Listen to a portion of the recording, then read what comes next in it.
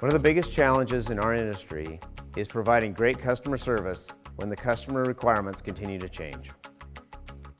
My name is Jay Ganuzzi. I'm the IT Director at Chief Industries. Chief Industries is a global business. We operate in the US as well as in the UK and in France.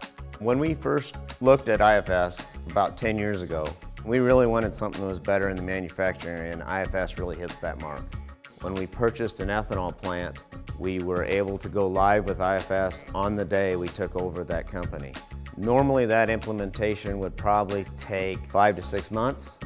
The biggest ROI for us is access to information. Our end users can now get access to most things they need immediately, as opposed to having to wait for a report to be developed. When we do an implementation for a division, we're not only just upgrading IFS, we're able to utilize best practices. One of the things that's special about IFS is the personal connection. IFS isn't just a product to us, it's the people that make it a great solution. With over 1,000 users, we have many different types of people. Even people that have come from other systems can pick up on IFS very quickly, and we don't have a lot of training requirements. And ultimately that leads to cost savings. We had a drastic lag time in information flow.